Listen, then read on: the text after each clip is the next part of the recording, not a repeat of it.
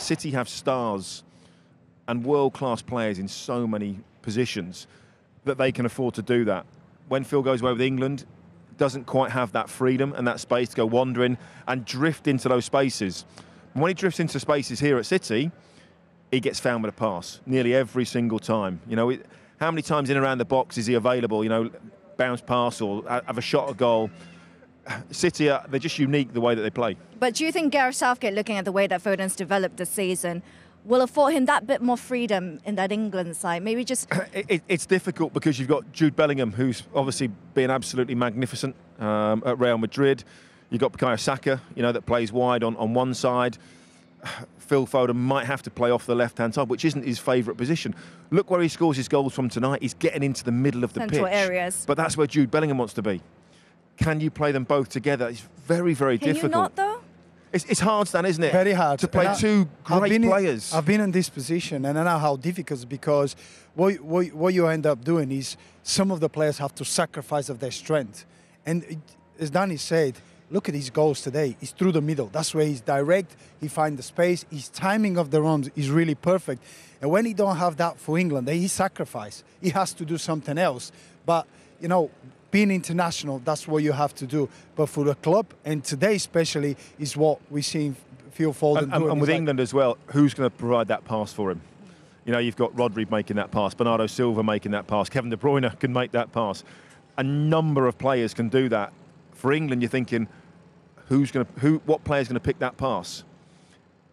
One or two at best. It's difficult, and that's why I think, you know, Phil struggles. So City, they're just unique. The way that they work, the way that they play, the quality that they have, it's almost impossible to replicate how they play. Do you think with having Doku and Jack keeping that width and giving that little makes space, makes it even harder to play? Exactly. Yeah, because we would always say in football, stretch the pitch. You know, most teams try, you know, stretch it long ways and stretch it width-wise.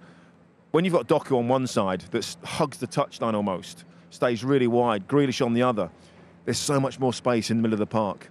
You know, and the Villa players at times, and that's what Stan alluded to, it looked, City had acres of space. No one could get near them, and they had the time and the space and the freedom to turn, pick a pass and do what they want. You give quality players time and space, they destroy you every time. Why do you think it's taken so long for Pep to trust Foden in that sort of central areas?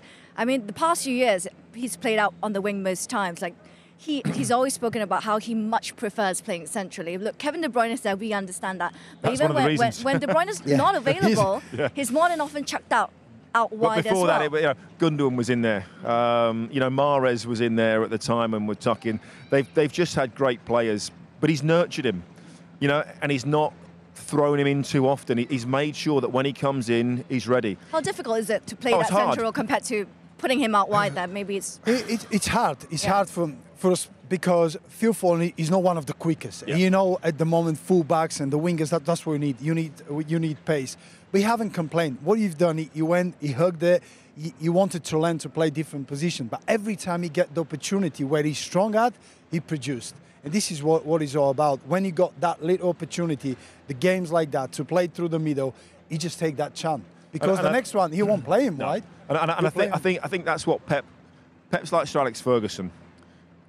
Never threw kids in for the sake of it. You know, would put a kid in, and then would bring him out for a few games. Would put him in, and slowly, he would get more consistent and get more and more ready. And I think that's exactly what Pep's done. It's very rare that you see Pep play from the beginning 2 or 3 young players. Never happens. It's one, maybe 2, you know, at most. I don't really class Phil Foden as a young player anymore, but, you know, he's been around forever. So. Yeah, but if he played Oscar Bob, he wouldn't play 2 18-year-olds in the team, no matter what game it was. He never takes that risk because he knows it's important to have senior players around those young players. And I think, you know, Phil has bided his time. He's still very, very young. What's he won? 5, 6, 7 major trophies already? Cabinet Phil, yep, we know that. Age 23. And he's got a huge, long career ahead of him. So he's done exceptionally well. Do you think it's the plan all along, just to bed him in slowly, to maybe perhaps one day take on the long-term plan after Kevin De Bruyne? I think because City have got so much talent, there's been no rush to throw him in. If he'd have been in a mid-table Premier League side, he'd have been in from the beginning, and there'd be a point now where he might be starting to get burnt out. Yeah, and it's tough. And if you remember from the start, it took time. Coming in, coming out, making sure that he understands the style, what Pep wants from his position when he play wide, when he play in the middle, and you just mature. And you can see Phil Foden now is mature. He moves the ball so quick. He knows where the opposition is. He knows where his teammates are.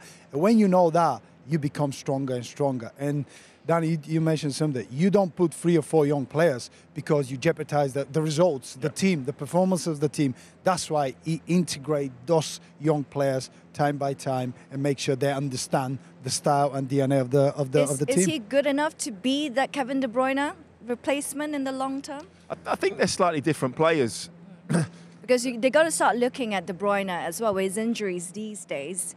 We didn't need him tonight. Didn't need him tonight, yes, which is the point. No. Which is the point. Can Foden be that long-term replacement? Phil's more of an 8-10 sort of player. But can he learn that De Bruyne role? Do you think he has that capability? I don't think he has the running capabilities of Kevin De Bruyne. Kevin De Bruyne can go box to box. I've even seen Kevin De Bruyne the last minute go from defending his own box to attacking the other box. That's not really Phil's game. So I don't think City will have a replacement in somewhere down the line, but it won't be Phil for that position. What's important for Pep as well, they accommodate each other very well.